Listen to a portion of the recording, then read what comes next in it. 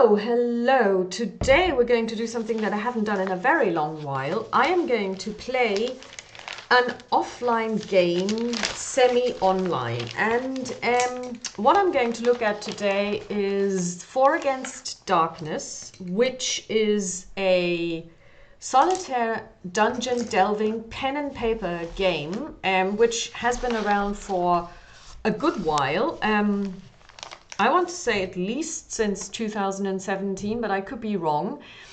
And normally this is not the kind of game that I like playing. If I want to do a dungeon delve like this, I would always use a board game for this purpose, like the Dungeons and Dragons series, I don't know, Ravenloft, Curse of Ashardalon or Ashardalon, depending on who you'd ask.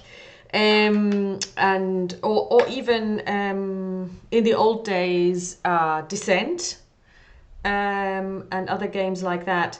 But I'm not actually somebody who enjoys rolling on tables and that kind of thing. And because this is what For Against Darkness really is. You create 4 characters and then you basically build a dungeon based on rolling on tables, which is something that I really don't like.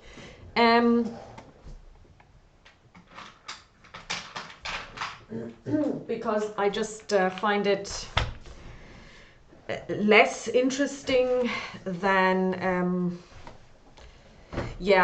playing actual board games. I do understand the value of these games, and I do understand that for some people this is really great. It's just not my thing. But with For Against Darkness the other day, I came across a YouTube channel where someone was playing For Against Darkness using cards. And these cards were themed, and they come from a website called Drive-Through Cards. And there are decks of cards that tell kind of sort of a themed story. And I got really intrigued by this, and I checked out the card manufacturer. The problem is they are extremely expensive if you live in Germany because they ship from the United States. But I'm really intrigued. However, then I came across the fact that there is one deck which you can get for free. You don't get the physical deck, but you can get the PDF. So what I've done is I've taken the PDF and I've cut it up into the different cards, and I've uploaded those cards to Roll20 so that I can simulate drawing cards, shuffling cards, dealing cards. And what we're going to do is we're going to create 4 characters using For Against Darkness. Apparently this is the 4th, I don't want to call it edition because it's probably not an edition, but it's more like a version, or I don't know, whatever changes the author may or may not have done and implemented. I don't want to call it a version or edition, but it's level 4 or whatever you want to call it. And I'm going to get 4 different D6s in different colors, white, blue, because I really want to roll physical dice, red,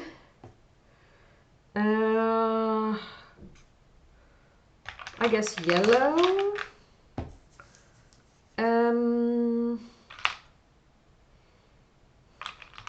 let's get green as well, and let's get one of these dice.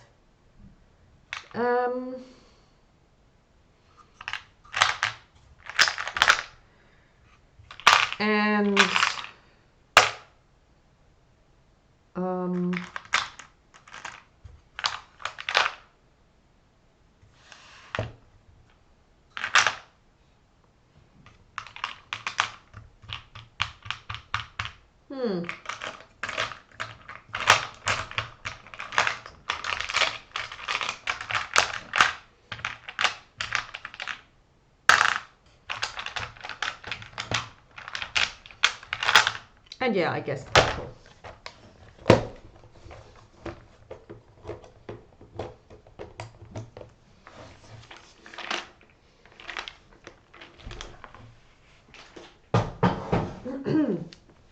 Because you will need D6s. So first of all, we're going to create characters. So this is the PDF of For Against Darkness. And okay, it says revised rules version 4.0. So Let's go through this really quickly. Monsters roll no dice. All the rolls in the game are performed by characters. The power and danger level of a monster is indicated by a number that is the monster's level. When the characters attack, they perform attack rolls and compare them with the monster's level to determine if the monsters are killed. When it is the monster's turn to attack, your characters perform defense rolls versus the monster's level, taking wounds if they fail. Dice codes. The game uses 6-sided regular dice annotated as d6s. We use the following dice codes. d6, roll a die, d6 plus 1, okay.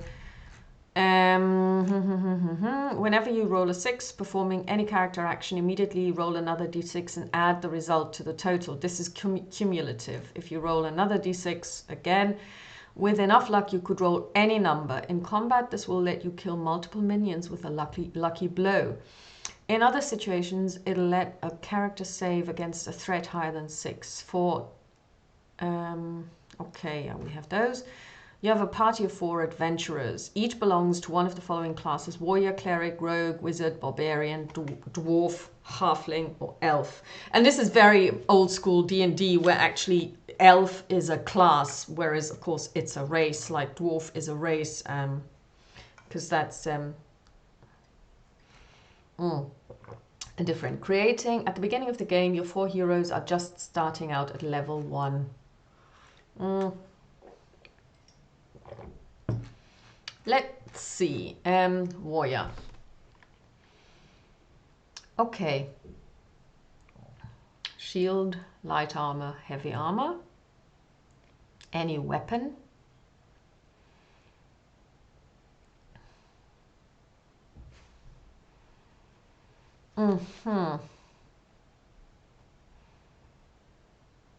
Okay, life is 6+ level. Cleric.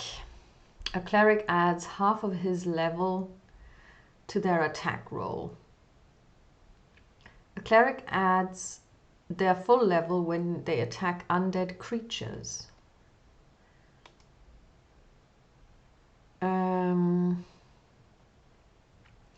Okay.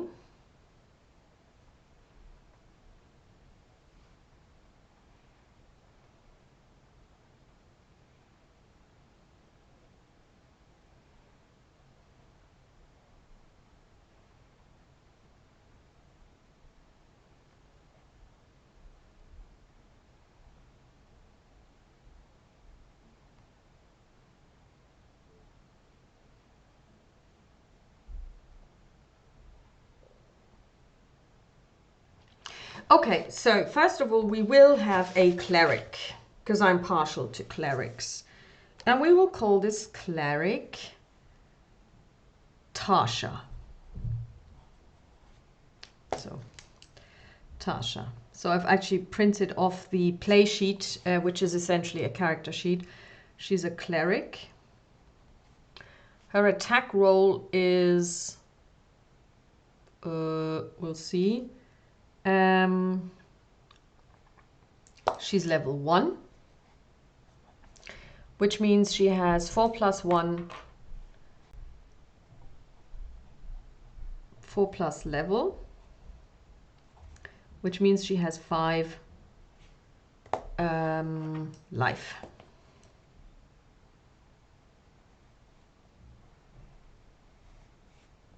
One, 2, 3, 4, 5. Okay, so she has one. Okay, we're just going to take a separate piece of paper and we're going to note down. Well, actually, I think this is sort of small.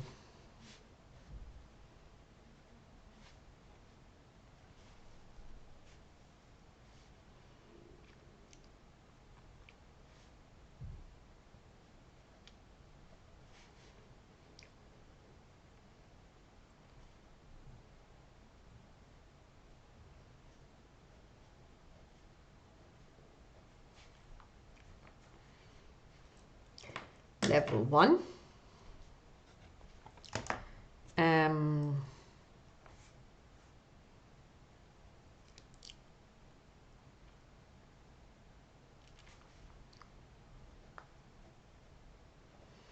attack, defense, gold,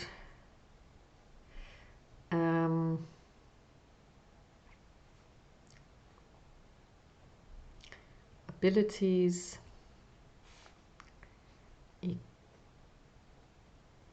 equipment. Okay.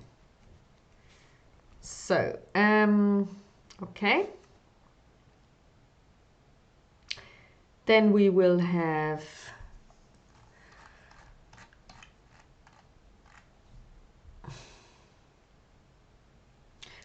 a rogue. And we're going to call her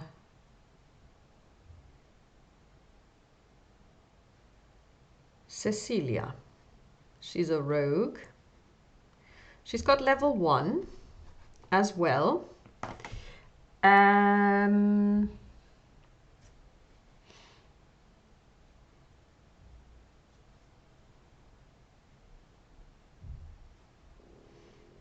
Okay, so life is 3+ level. So she has 4 life at this stage, seeing as she's level 1. Okay.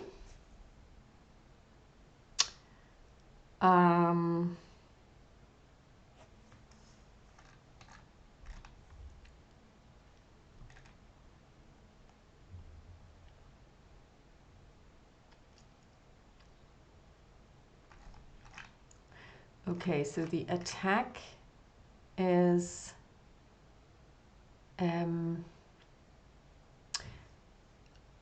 a cleric adds half of their level to their attack rolls, unless it's undead, in which case it is their full level. So it is for the attack for Tasha is d6 plus 1 against undead. And if it's not undead, then it's simply a d6 because it's half her level. And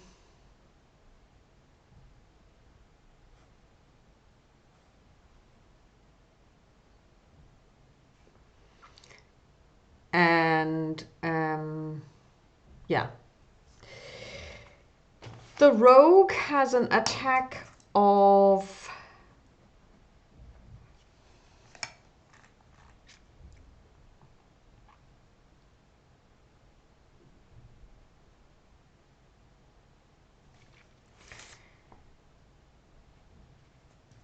1d6 plus level if party greater monsters.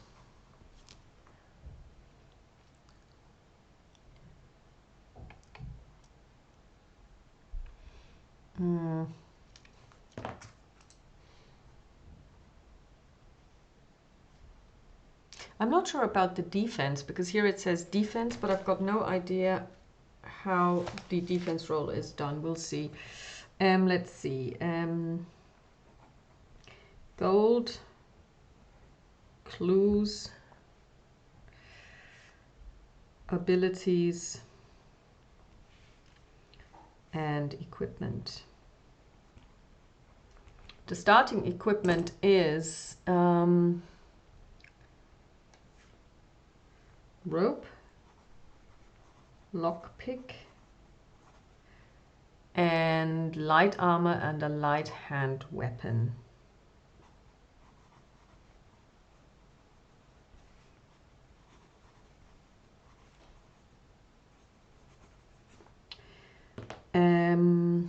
Let's see, 3d6 gold pieces.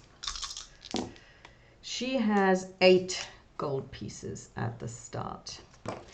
Then our cleric has 1d6 gold pieces, of course. It's 1, of course.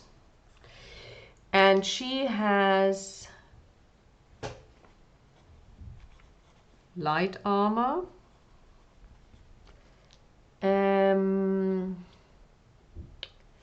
shield, hand weapon. And she can cast, so we're going to give her something else. We're going to give her the spells.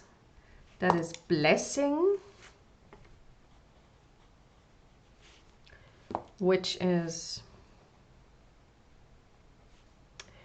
3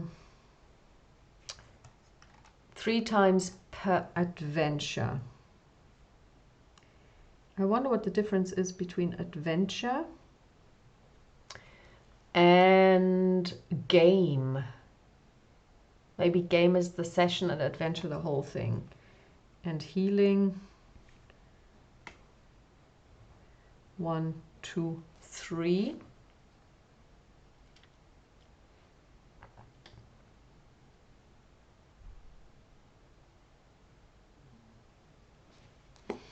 That is D6 plus level, and I don't know what blessing is. I hope we'll find out.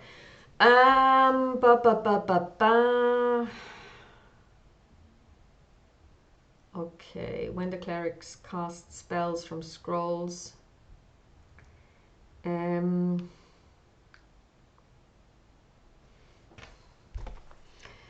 cast from scrolls plus level only if blessing.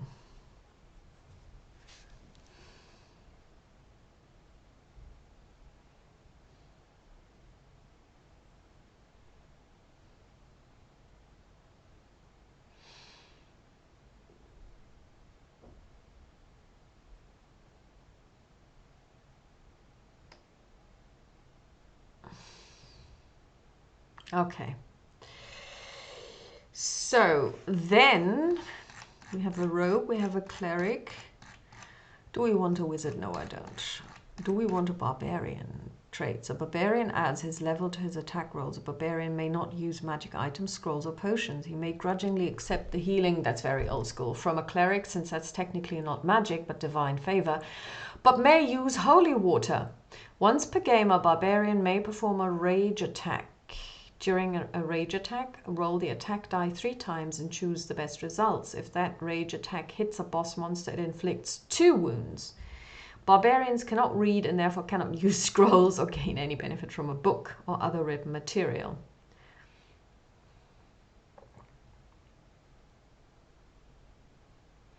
Okay, we're going to go with barbarian.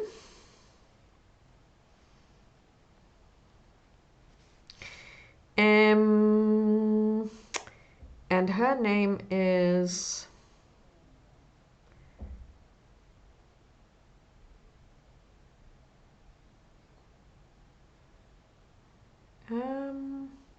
Xantippe. She's level 1. She has life, 7 plus level. So she starts with 8.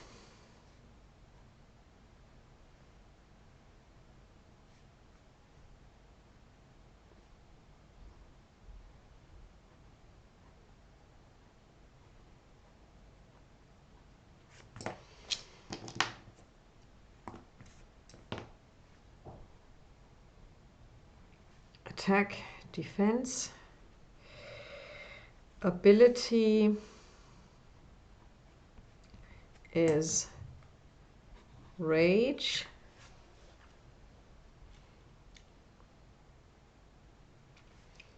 Once per game, 3d6, pick highest,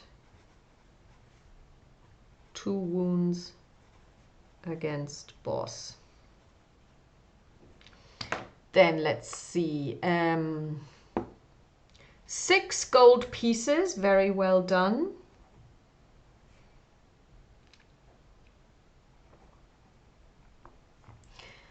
And and we're going to give her a 2-handed weapon.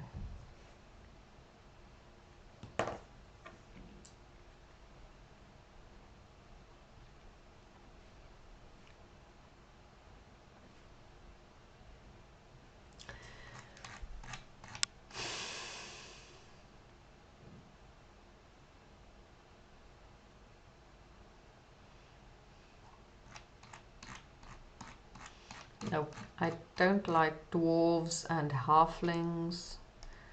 So I'm going to go with a plain fighter. A warrior.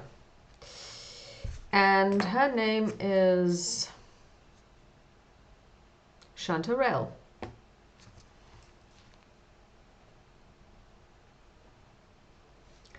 And she is a fighter, level 1. She has life, 6+ level, which means she has 7. 4, 5, 6, 2, 4, 6, 7.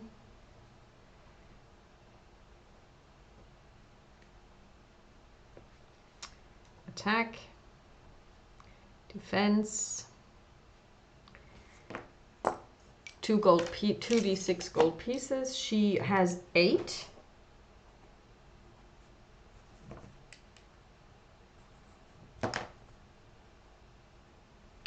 And starting equipment is light armor, shield.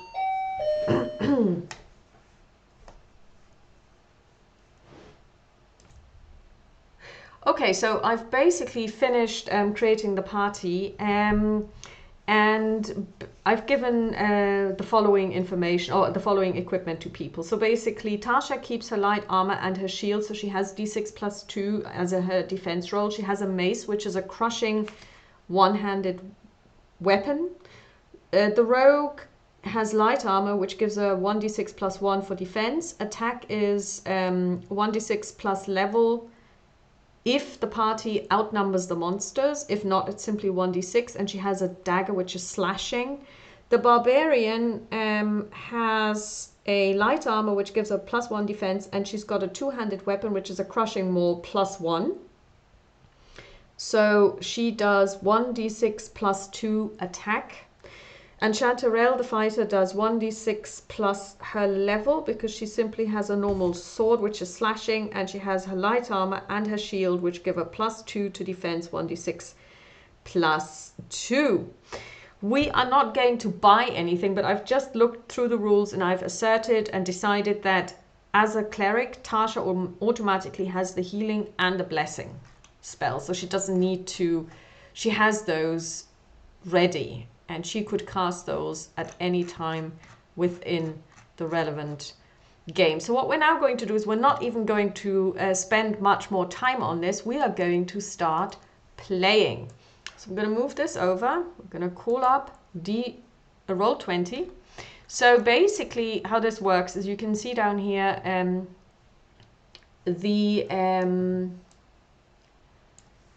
I don't know if I can actually make this bigger. Can this be enlarged? Probably not. Anyway, this is basically the advanced thingy, Stump, whatever it's called. And what we're going to do is we're going to take a look at a card first. So this is now slightly different from the way you would normally play, because normally you would roll on a table and decide what kind of a dungeon part you would be creating. There are 2 different types. There are corridors and there are rooms. Now, in this particular case, when we look at this card, we can see, let's see if I can enhance this. Yes, I can. Whoops. We can see that this is a yellowish tinted area. So this means this is a room. Okay. So basically, when you play this game using these cards, you take it from top to bottom. You first draw a card, and then and this is where the game actually comes into its own, if you like, because you do have to start drawing these rooms. So basically, we have 2, 4 to the side, and then it's down 4. So let's see. Let's do it this way. I'm not going to show you how I'm drawing, but trust me that I am drawing, because you are basically building the dungeon as you are drawing cards or as you're rolling on random tables. So this tells us, since it's yellow tinted, as you can see, that this is a room. Okay, so this is now that we've dealt with the first card. Okay, so this is done now. So we essentially recall all cards, and then we shuffle, and then we draw again.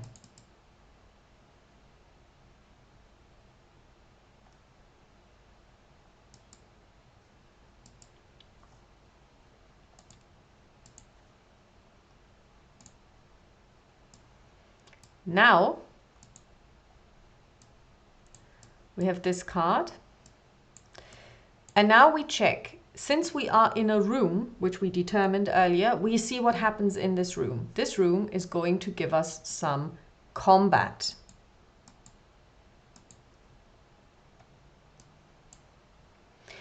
So this is this card dealt with. So we're going to put the card back into the deck. We're going to shuffle. Now we're going to draw the next card. And this card is going to tell us what happens in the combat. We're going to encounter a giant leech.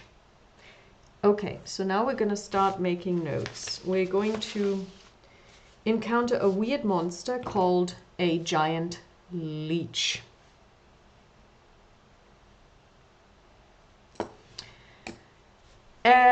It has 4 life. 1, 2, 3, 4. If it hits, it sticks to a hero, inflicting 1 life per turn until killed. Reactions: on a 1 to 2 it flees, on a 3+ it fights to the death. Okay, so now let's take a brief look at this piece of information. This comes with a game. Highest character level. The level of monsters and of some saves is relative to the highest character level in the group. For example, against a party with characters of level 7, 3, and 1, a boss is with HCL +2, level is a level 9 boss. Okay, so this one is HCL +3. So the highest level that we have is 1. So we have a level 4 monster.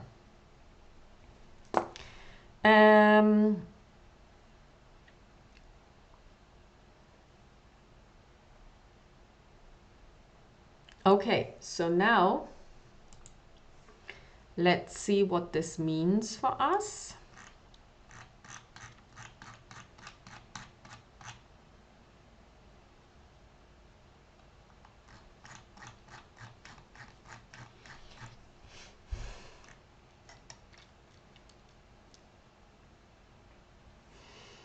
Okay, it means level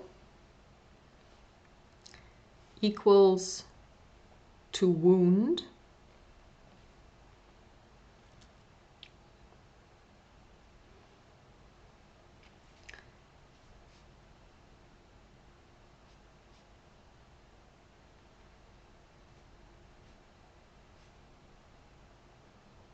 level +1 means to defend. So if I want to defend against this one, I have to roll a 5 or higher, and if I want to wound it, I have to roll a 4 or higher. Okay.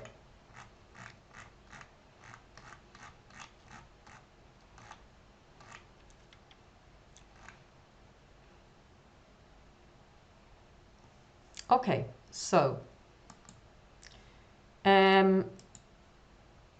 however, one thing we have to bear in mind is we outnumber this particular monster because we have 1 monster only and 4 of us. So it means that we basically can use the rogue's ability. Okay, and what I should have done is I should have adjusted the way we the marching order. So I will just say that at the moment the marching order is Tasha, Cecilia, Barbarian, Xanthippe and Chanterelle. So we're going to start rolling in this fashion. So Tasha does +1 to her, no, she doesn't, it's a straight D6. And she rolls a 4, which means she wounds, which is brilliant. So we have 1 wound down to the giant leech. Next up is the rogue. She rolls a D6 +1, her level, because we outnumber this monster. And she rolls a 6.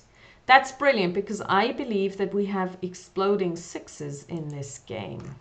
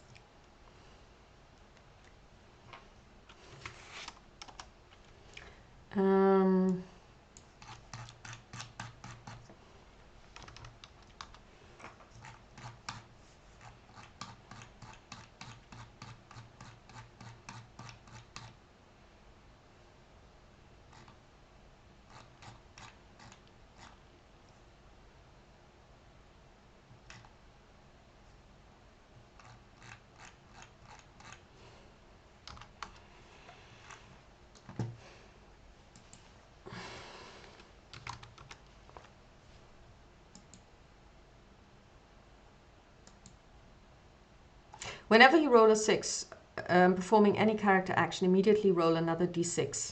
Okay, so we roll a 6 and a 5, which is 11.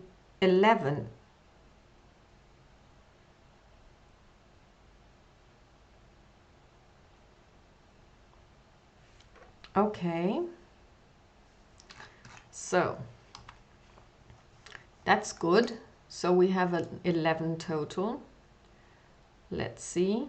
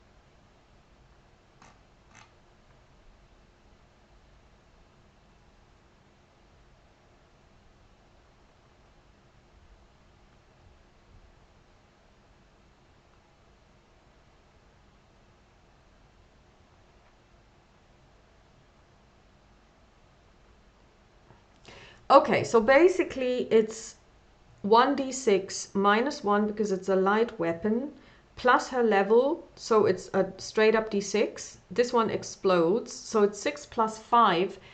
If you roll a total of 9 against a level 4 boss, you will inflict 2 points of damage. Okay, so we're gonna do 2 points of damage on our second roll, which is brilliant. And now it means that our barbarian does a 1d6 + 2, and she rolls a 1, which is a fail. So when you fail, nothing happens, basically. But the monster now needs to make a reaction check because it's lost more than 50% of its wounds. So it has to do a morale check, and it rolls a 4, which means it's going to fight to the death. And now we have our fighter, 1d6 plus level, another 1, so nothing happens. So now we need to defend. We're going to make a decision who it's going to attack, and it's going to be the front row. So Tasha 1, 2, 3, and the rogue 4, 5, 6, 4. It attacks Cecilia. Cecilia needs to defend. With a 1d6 + 4, she needs to roll a 5 or higher, and she rolls a 4 + 1, which is a 5, so she defends. So now it's up the order again. Tasha. She rolls a 1, nothing happens. Our rogue rolls a 5, -1 + 1 is a 5, so that's enough to kill this monster. And it's a weird monster, which means we get to level up. And I say we level up our cleric. And in order to level up, she now needs, since she's a level 1, she needs to roll a 2 or higher on a d6. And she rolls a 2, which is enough. So she is now a level 2 cleric. That's a very good start. And she has 4 plus her level in life, so she gets 1 more life. And now she has +1 to each attack and +2 if it's undead.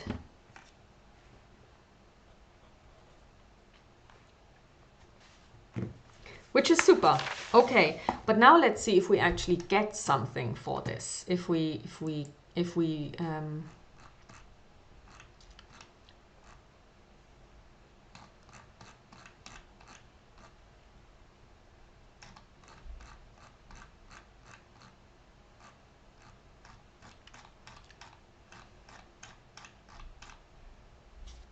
probably not.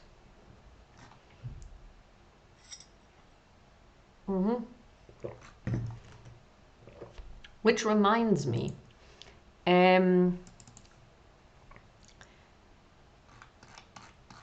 we actually have a mission. Sorry about that. We should have looked at this earlier, but I was so excited to get started. Mission. Delve into the cave under an enormous rotting stump and slay the tentacle worm that has been kidnapped. Kidnapping villagers. Do not increase its traits or treasure as per standard rules on final bosses. You may also spend 3 clues to encounter it in the next room. The party will be paid 100 times HCL if they get rid of the monsters. All characters have -1 on attack rolls. Short characters like dwarves, halflings, goblins, gnomes, and mutants. Light weapons. Okay, that wouldn't have made a difference because the light weapons ignores this. Okay. Okay, so let's get cracking. So this is the first one dealt with. So now we withdraw and then we're gonna shuffle and we're gonna draw the next room or corridor, which is a corridor.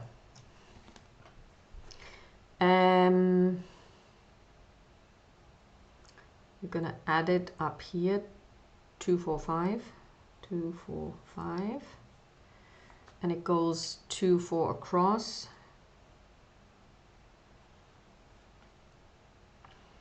And it has kind of like a stalagmite or something in the middle. And like so, and so, and so. Okay, so this is the next, and it's a corridor. So I'm gonna put in a light R here and a C here. And we're going to recall. Come on.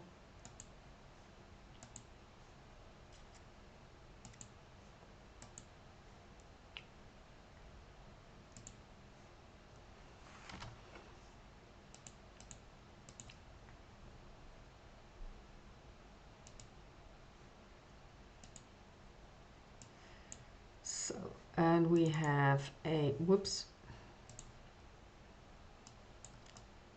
That's a corridor, it's empty, but we may search it. Okay, so we're gonna recall all cards. We're gonna shuffle. We're gonna shuffle.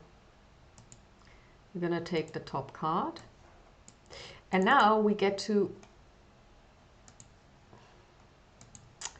look at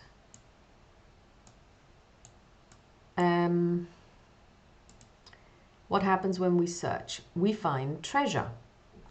So now we need to consult this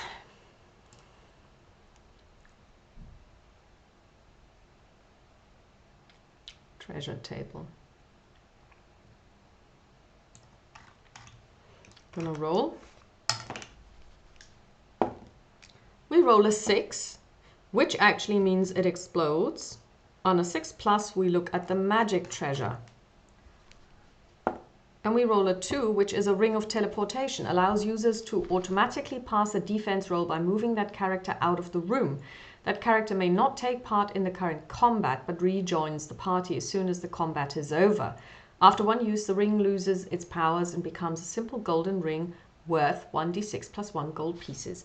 We're going to give this to our weakest member, which is the rogue. So she gets a ring of teleportation,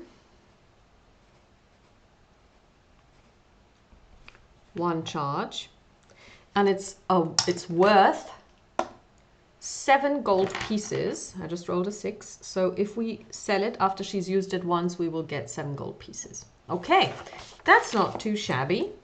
So let's get back to this and let's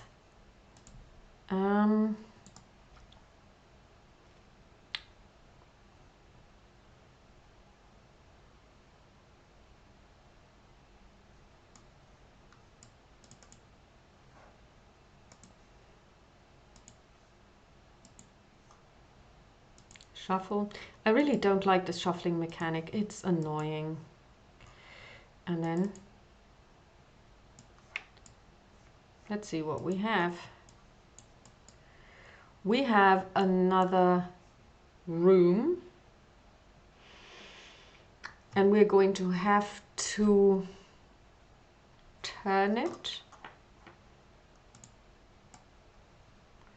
like so to make it fit. It doesn't fit perfectly, but it does fit a little bit, so it's 4 across. 1, 2, 3, 4. Then it's 1 down,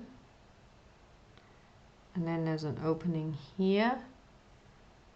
It kind of goes down this way, then this and this and this and this, and we can only go west, sorry. So now again we recall the card, we shuffle,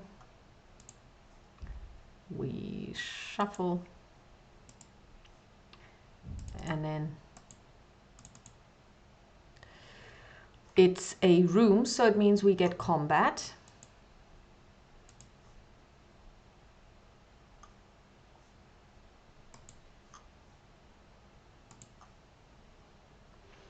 And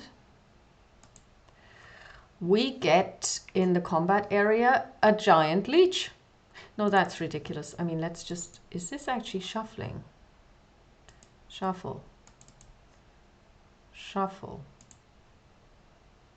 Okay, now this is a different card. Combat. 1d6 cave lizards.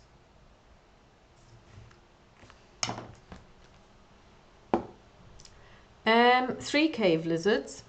They're vermin, which means that we don't count them towards our minions. So we have HCL plus 2, so they are level 3.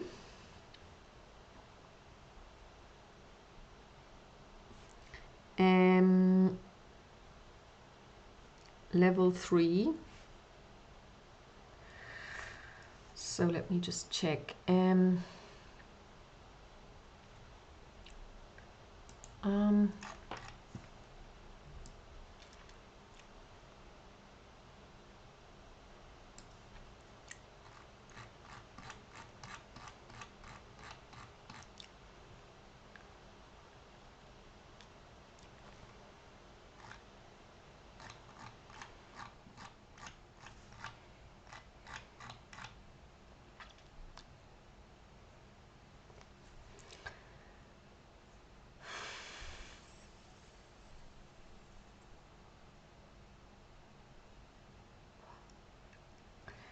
they have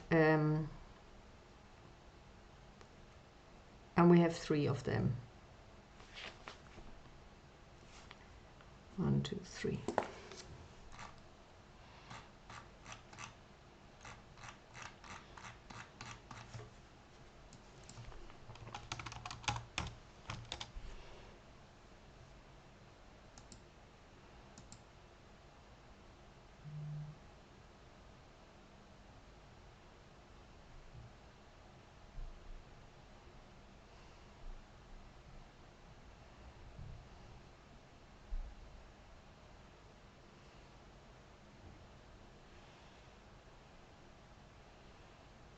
Okay, so here we go.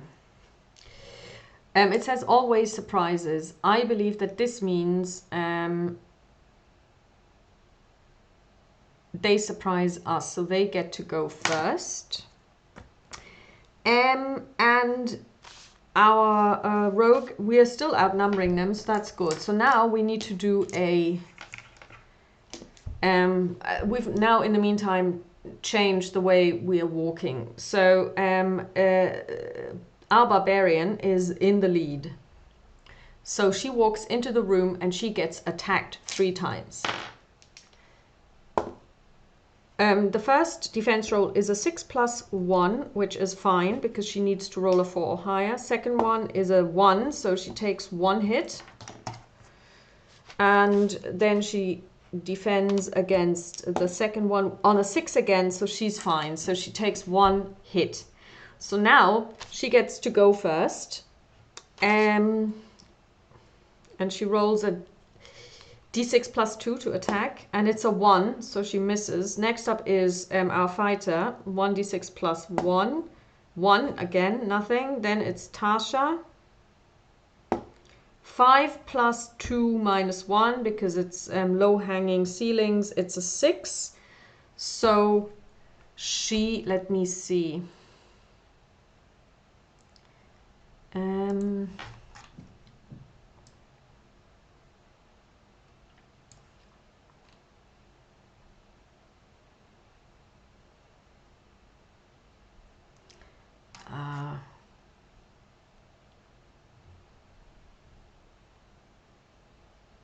When an attack goes multiple times over the monster's level, which it does. No, it doesn't. So it's a 4 + 5. It doesn't. Okay, so she does 1. She kills 1 of them.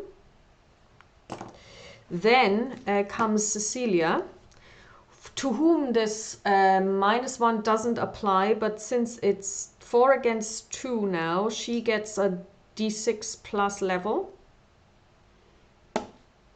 And it's a 5, which means it is enough to wound 1.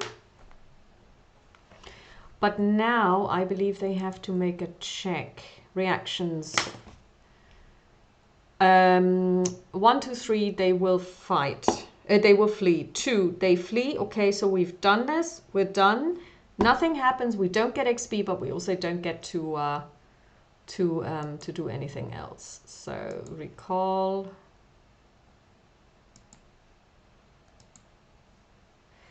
And we shuffle. And we shuffle. And now we're gonna draw the top card, and it's definitely a corridor, which we are going to turn. Whoops. Around. Like so. So it goes 1 in, then it goes down.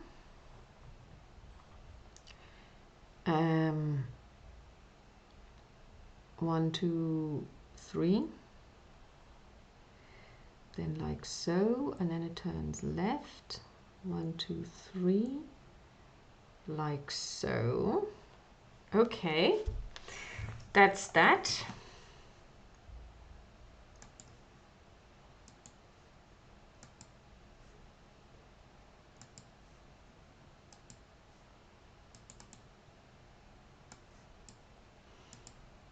And we are getting, since it's a corridor, we're gonna get combat.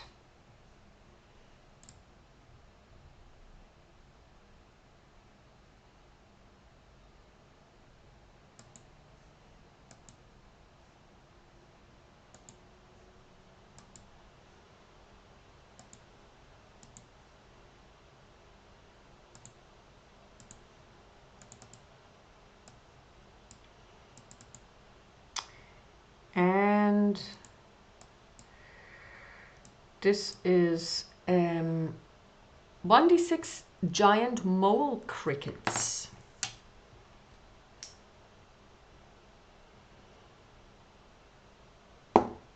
Five. So these are minions, and they are level 2. So we have mole crickets.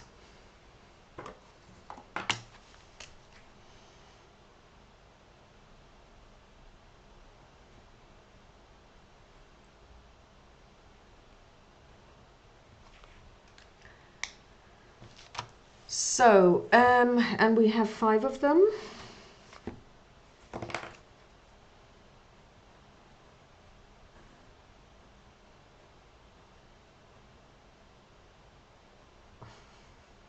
Okay. Blunt weapons, so everything that's crushing does a -1. Okay, so we go first. The barbarian has a -1.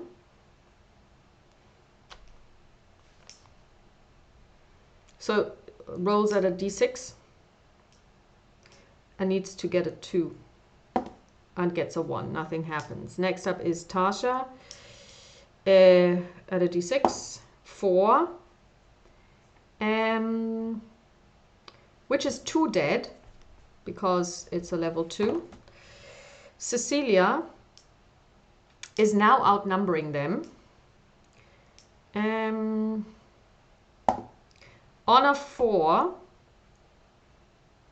+1, her level is a 5, which is multiples thereof, and she doesn't get a -1 because she's got a light hand weapon, and also it's slashing, so it's not a blunt one. So she gets 4 done, and now they get to make a decision, and on a 3 they give us 1 food. Okay. We're not even tracking this. I'm just going to write this down here. Food.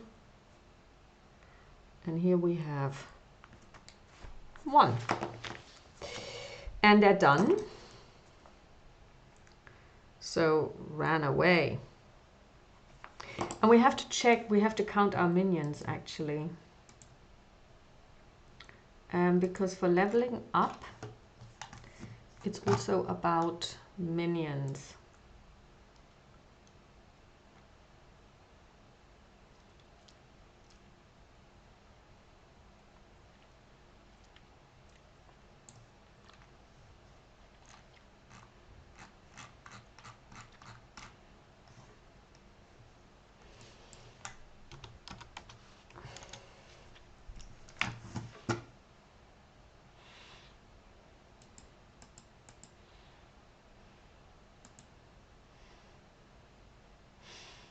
Ten encounters give us 1. So I'm gonna put these down here.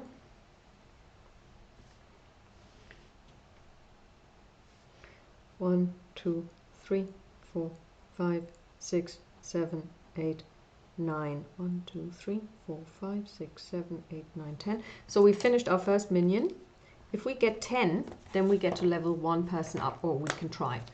Okay. So next up is we're gonna recall all cards. We're gonna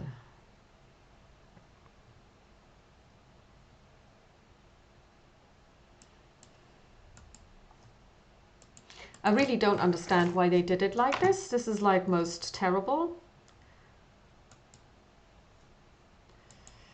So, and it's a room. And we're actually gonna goes south from where we were at.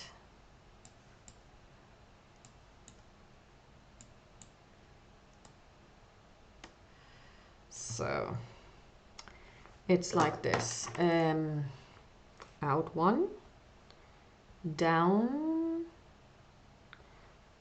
2, 3, 4, and then we're gonna go down in and over here, and 1, 2,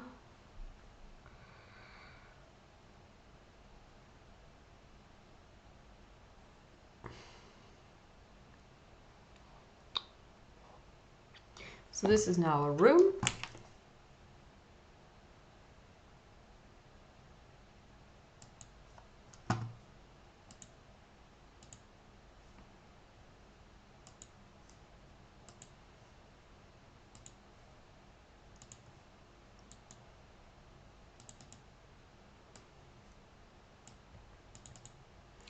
And in this room, we're going to get combat.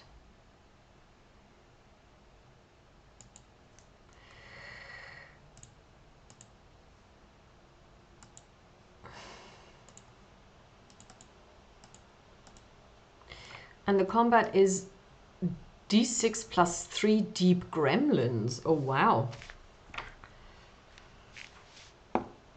And I rolled a 4, which means we have, and they're minions, we have 7 deep gremlins.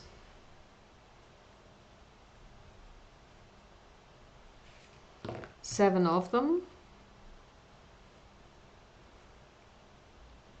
1, 2, 3, 4, 5, 6, 7. And they are level 4. And at the end of any of the gremlins' turns, 1 item of your choice is stolen. If gremlins flee, all stolen items are lost. Reactions: 1, flee, 2 to 4, bribe, 1 magic item, 5 to 6, fight. Great. Okay, so Chanterelle, Xanthippe starts. She rolls a 1d6 plus 1. She needs to get a 4 or higher. She rolls a 6. That's an explosion. So that's 6 plus 1 is 7. And she rolls a 1 plus 2, 7, 9, which means she deals she takes out 2 of them. Very well done. Next up is, sorry, that was Xanthippe. Chanterelle, the fighter, is up next. She rolls a d6, and she rolls a 3, which is not enough. Next up is Tasha. She rolls a d6, and a 4 is enough to take out 1. And then we have Cecilia, the rogue, and we are not outnumbering them, so she has a 1d6 minus 1. She rolls a 6, which is a 5. She gets to roll again another 6, which is a 5, which is 10, and a 2, so that's 11. 11 takes out 2 more. And now they need to react. On a 1, they flee. On a 2 to 4, they bribe. So they rolled a 3, so they give us 1 magic item.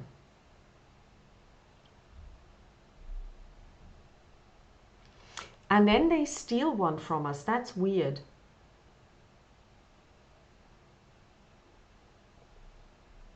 Okay, to me this means that the fight is essentially over, because at the end of each turn of their turns, they will steal 1 item, but at the moment they're bribing us. So basically what this means is, to my mind,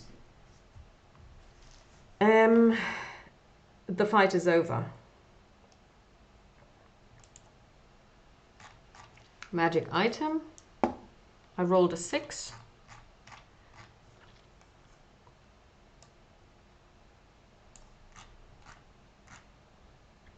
Which is a fireball staff. Only wizards may use it. At the user's level to determine, we've got a fireball staff. Let's see if we can sell it, because we can't use it. And we're just going to put it down here because this is sellable. Fireball stuff. We'll look into this later.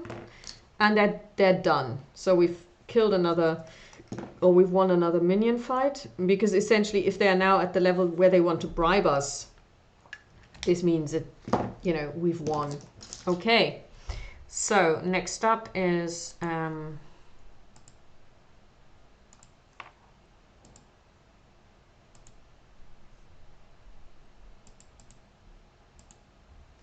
another room.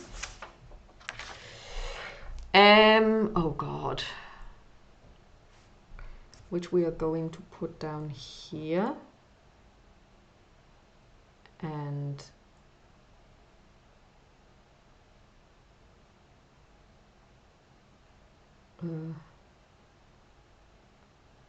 like so. And then like so. And then like so.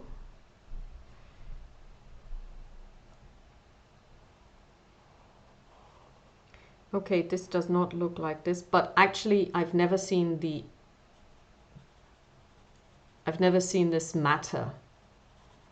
You know, this is just for flavor. It doesn't really make any difference what it looks like. So, okay. So this is a room.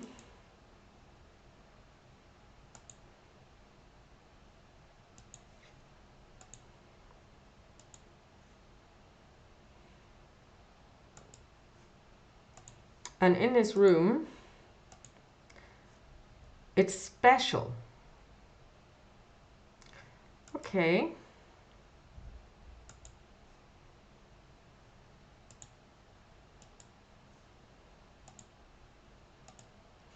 And special means yawning dip.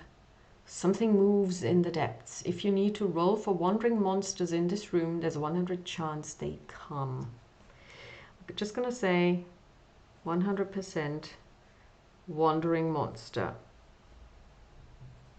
Okay.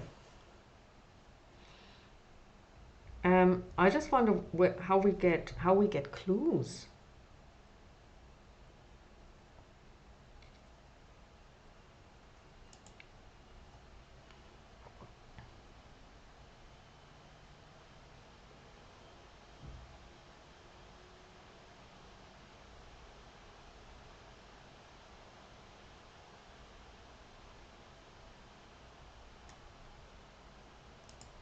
Okay.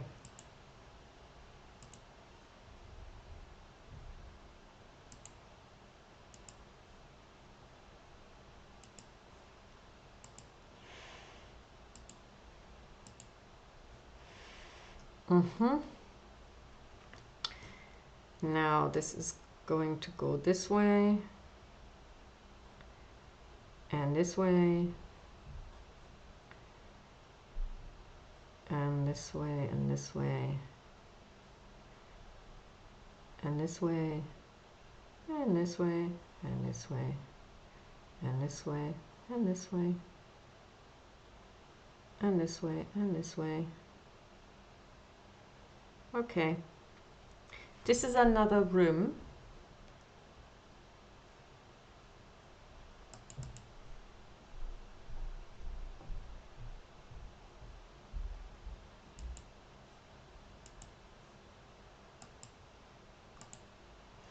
And it leads to combat.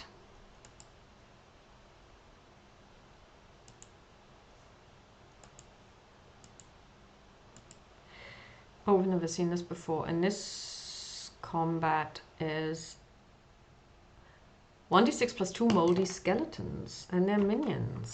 Undead. Oh, good. So it's 1d6 plus 2, so it's 3 undead. Three skeletons. And moldy skeletons. They are level 4. There's 3 of them. 1, 2, 3. Hit at +1 by blunt weapons. Each time one is slain, roll a 1 in 6 chance of mold infecting the attacker. Okay, so number 1 is Tasha is facing undead monsters, which puts her at a 1d6 plus 2, minus 1 because of the low ceiling, but plus 1 because she has a blunt weapon. So she rolls a 1d6 plus 2. 4 plus 2 is 6, which means she kills 1. Okay, now she needs to save versus level 2 poison.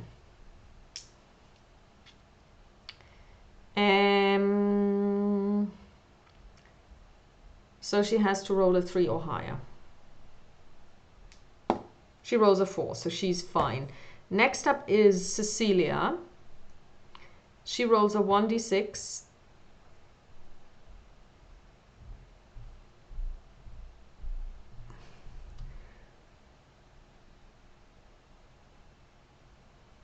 She's a 1d6. And a 5 kills one of them. And now she has to do a 3 or higher. She rolls a 1, so she's poisoned.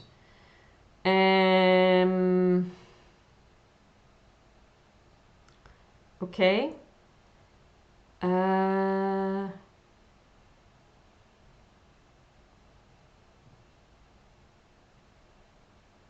Oh no, 1 in 6. If she's even... Okay, so first we need to see if she's even poisoned. So on a 1 she is, and she rolls a 3, so there's a 1 in 6 chance, so she's fine. Next up is Xanthippe. She has a maul, which is crushing. 1d6 plus 2 minus 1 plus 2, so 1d6 plus 2. It's a 3, it's a 5. The last one goes. So first of all, let's see. On a 1 she's infected, on a 5 she isn't. Okay, so this means we've got another... we've got another minion down.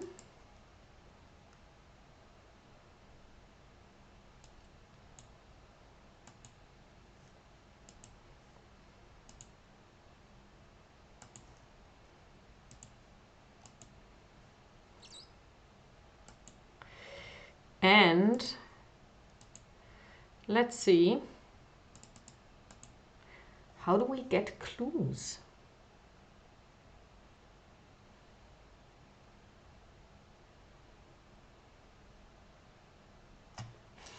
Okay, it's a room.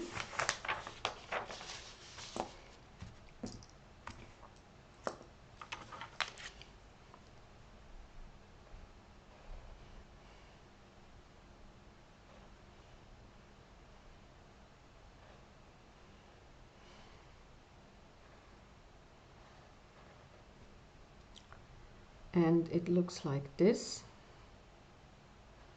It's not the most beautiful of rooms. And let's see.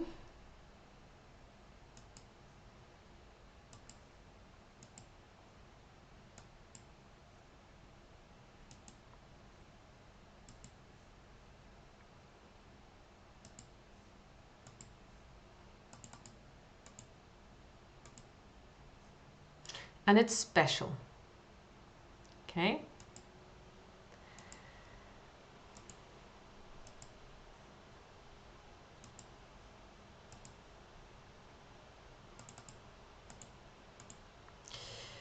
Large stalactite. This appears to be a sacred place. Each hero heals 1 life here. Every time after healing, roll a d6. On a 1 to 2, the power of the stalactite is depleted. Okay, so we only have one person who's actually suffered anything, and that is our barbarian. So she's now up 1 life again. Let's see. And on a 6, nothing happens. It's not depleted. So we go on.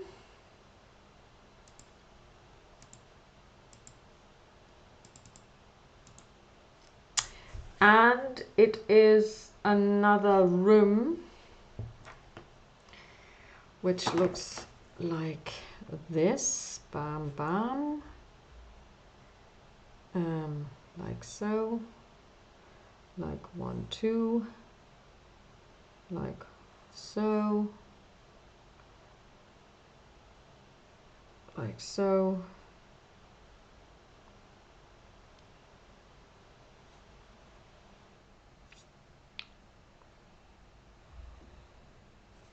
have no idea what I'm drawing here, but it really doesn't matter. I have never seen this matter in any way.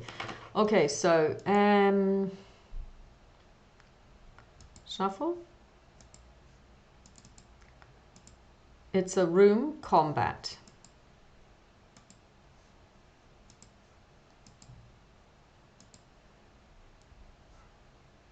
It's the boss.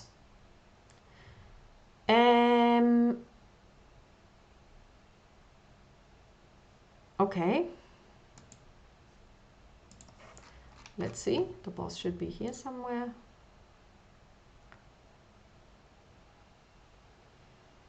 And here we are. It's the tentacle worm. Okay. So,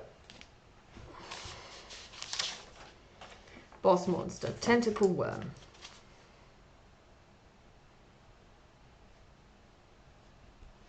It's level 4.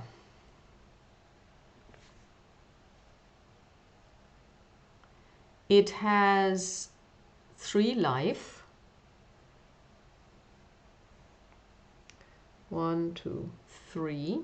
It has 1 attack and treasure special. Okay.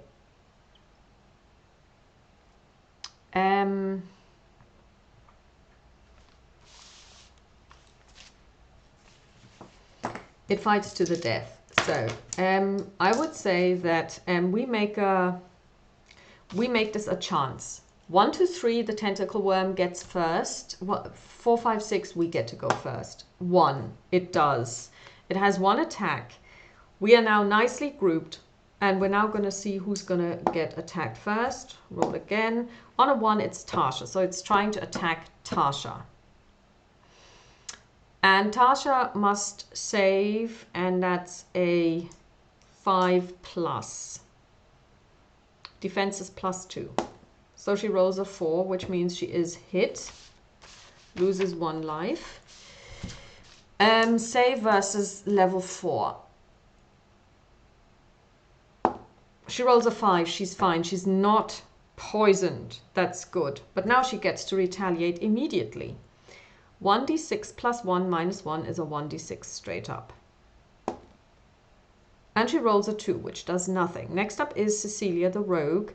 She has a 1d6 + 1 - 1, so she rolls a 1d6.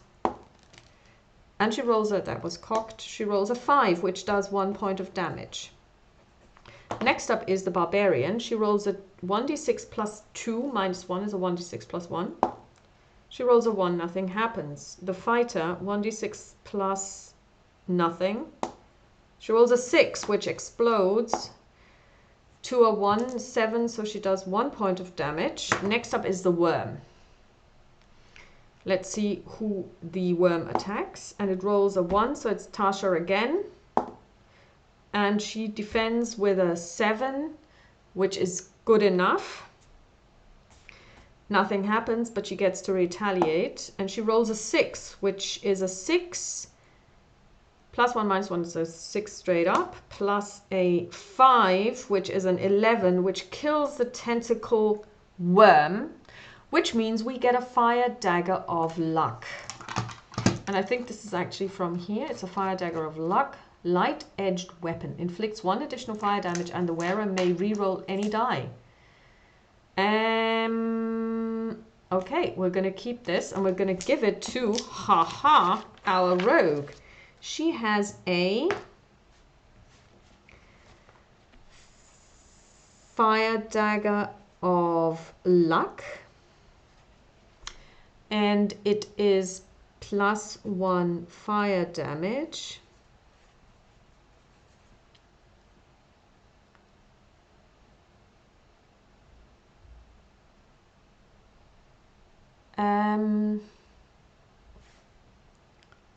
Plus re-roll any die. I wonder how many times I suspect the attack.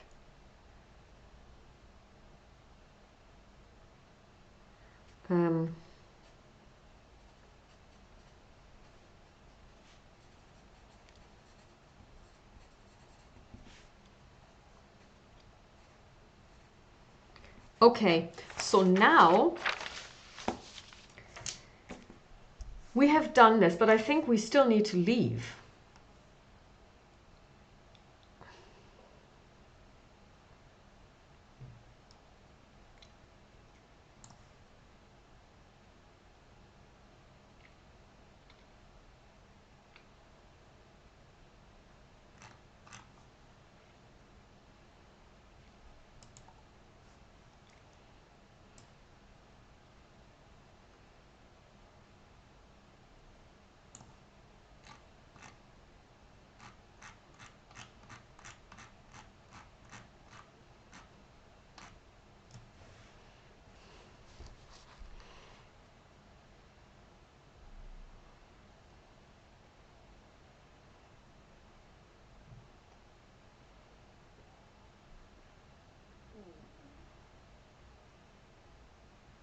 Let's get out of here. Killing the final boss and taking its gold is not enough. You actually have to make it out of the dungeon alive.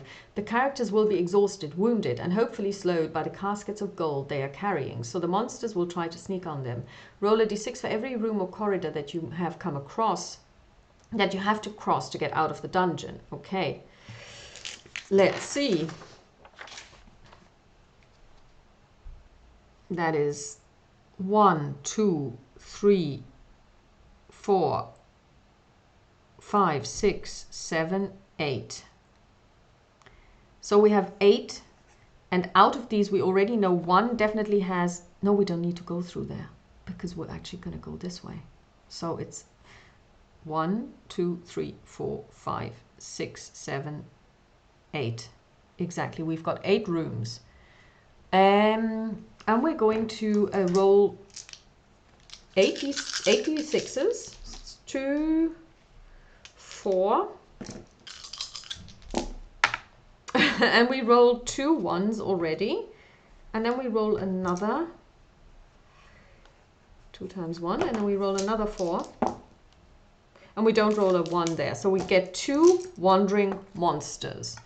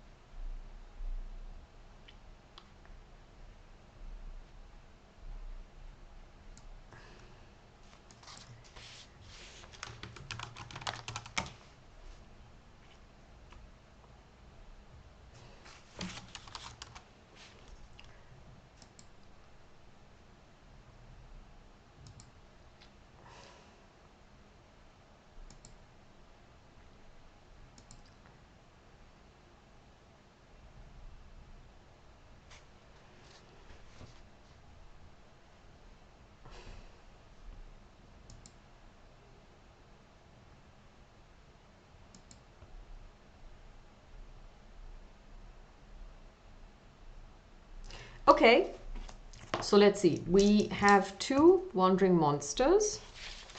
The first one is a 5.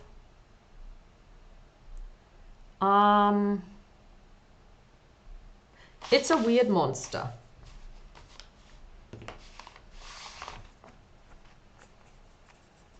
And the second one is a 6. It's a boss.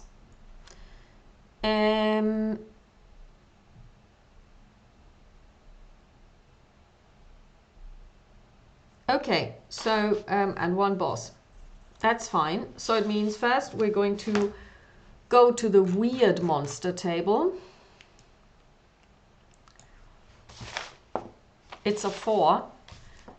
Catoblepaw. Whatever that is.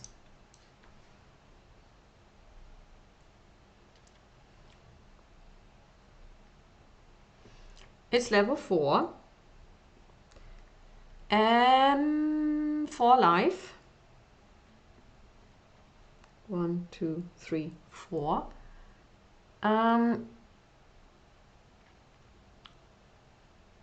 Okay, so that's the first one. So we need to do a check, a save for each one of them.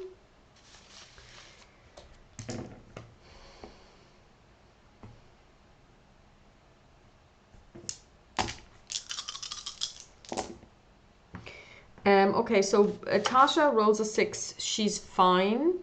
And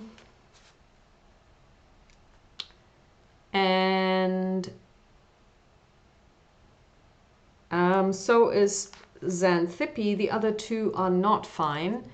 They lose 1 life. So that's Cecilia, the rogue, loses 1 life, as does our fighter Chanterelle. Okay. So now, since this is basically its round, we're now going to start. So first of all, we have Tasha. This is not undead, is it? No. Okay. She rolls a 2 plus 1 is not enough. No, actually, it's 2 plus 0. Then next up is Cecilia. She does get a d6 straight up.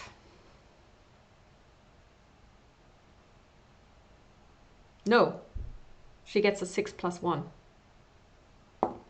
She rolls a 4, which is enough to hit it and wound it. Next up is Xanthippe. She rolls a d6 plus 1. 6, that's enough to give it 1 wound.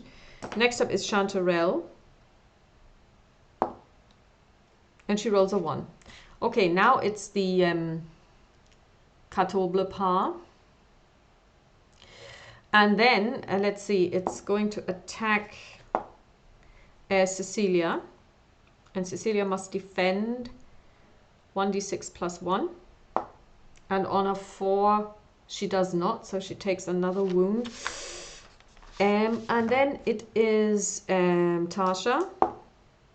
She rolls a 4, which is enough to wound. Now it does get a reaction. On a 3, it keeps fighting. Cecilia, 1d6 plus 1. 3 is not enough. Xanthippe, on a 6, which is 6 plus 1 is 7, explodes. It's enough. Killed. After Weird Monster, we get to level up. So we're going to try and level up our rogue. On a 5, she does level up. And she gets 1 additional life.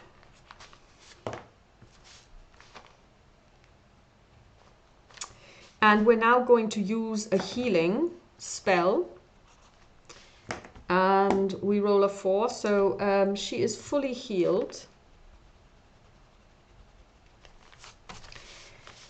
And now we also get, as far as I can tell, treasure plus 1. So we roll. On a 5, that's a 6, so we get a magic treasure. And it's a 4. Let's see what that is.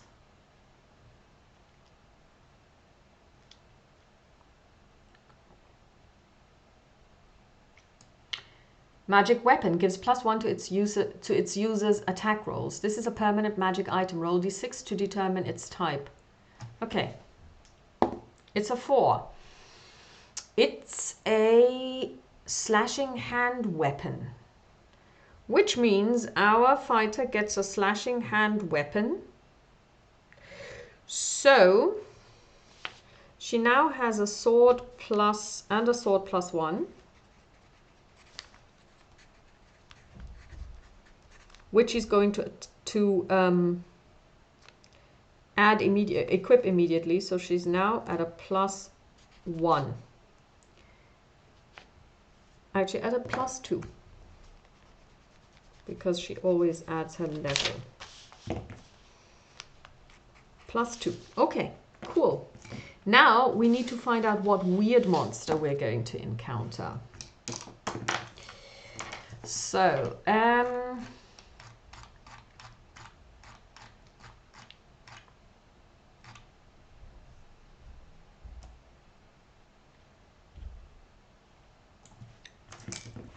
roll a d6. We rolled a 3, which is a chimera. Oh God. Oh no, sorry. We already did this. Now we're going to get another boss monster, and this time we are going to take the second boss monster in here, and that is the evil elemental.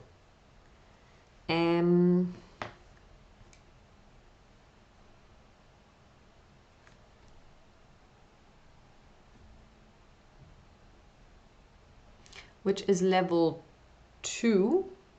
It has 2 life and 1 attack. A clot of materialized hatred oozing from the tunnel's ceiling like black fog. Immune to sleep, charm, and stun spells. Always surprises. Each turn roll a d6.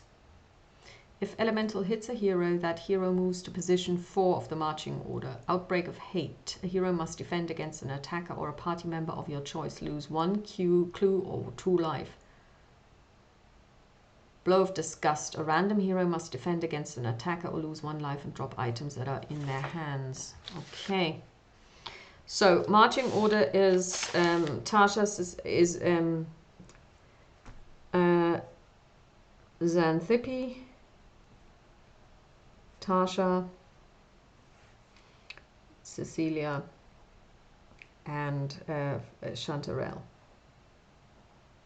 Okay, so always surprises. 1 attack. We roll the 5, blow of disgust. A random hero must defend against an attacker. Okay, we're gonna roll random hero 2. That's actually Tasha. She needs to defend against an attack, or against this attack, which is a level 3 attack. So she needs to have a 4 or higher. Her defense is +1. And on a 6 she does, so no problem. Now it's Xanthippe.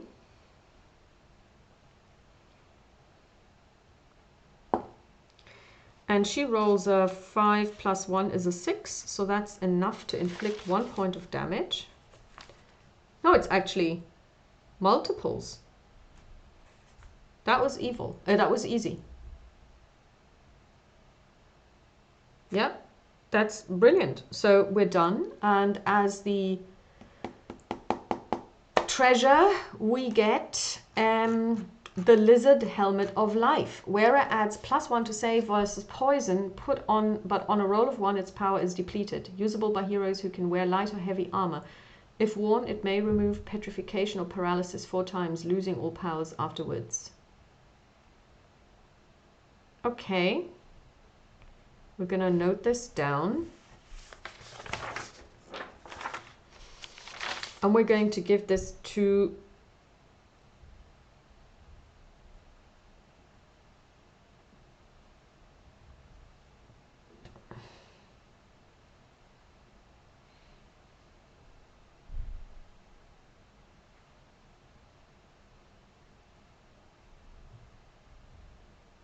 okay, we're gonna just give this to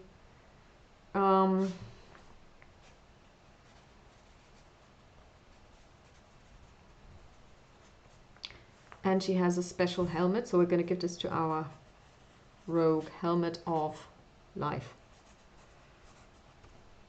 Okay, I'm going to write down what these do actually. So this is the end because we've managed to escape. So I have to say I'm surprised because this is just so much fun. I really enjoyed this.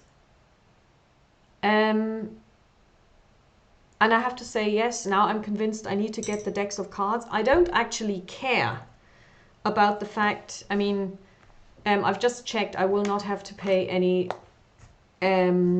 duty, excise duty, because it's less than 150 euros. And if I buy many decks, then even the shipping is the same. So I am actually going to do this.